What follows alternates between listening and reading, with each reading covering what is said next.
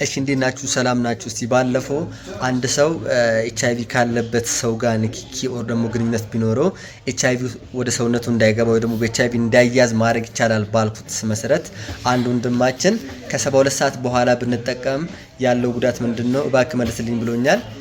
ከ72 ሰዓት ካለፈ አንድ ሰው ኤችአይቪ ካለበት ሰው ጋር ንክኪ ኖሮት ከ72 ሰዓት በኋላ ቫክሲን ኦር ደግሞ መድኃኒቱ አይሰራም ማለት ነው። ስለዚህ ከ72 ሰዓት ሳያልፍ ትሪትመንቱ መድኃኒቱን መውሰድ አለበት ማለት ነው።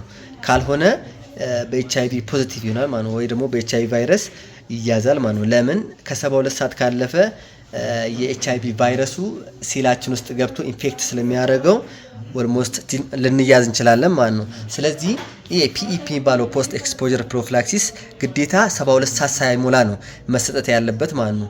ይሄ ማለት አንድ ሰው ኤችአይቪ ካለበት ሰው ጋር በተለያየ መንገድ ግንኙነት ሊኖረው ይችላል።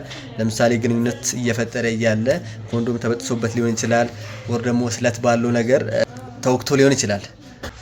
ሌላም መንገዶች አሉ። በብዙ መንገዶች ለኤችአይቪ ልንዳረግ እንችላለን። ስለዚህ ኢሚዲየትሊ ነው በቃ ትሪትመንቱ መጀመር ያለብን ማለት ነው። ይሄ ቫክሲኑ መጀመር ያለብን ሪኮመንድ የሚደረገውም ኢሚዲየትሊ በቃ ለኤችአይቪ ኤክስፖዝድ ልክ እንደሆነ ማለት ነው። ማለት ግንኙነትም ከሆነ የሆነ ነገር ወቅቶንም ከሆነ ወዲያው ወደ አቅራባ ወደሚገኘው ጤና ጣቢያም ሆስፒታል ሄደን መድኃኒቱን መጀመር አለብን ማለት ነው እንጂ ከ72 ሰዓት ካለፈ ኮምፕሊትሊ አይሰራም። በቃ ትሪትመንቱ ልንያዝ እንችላለን ማለት ነው።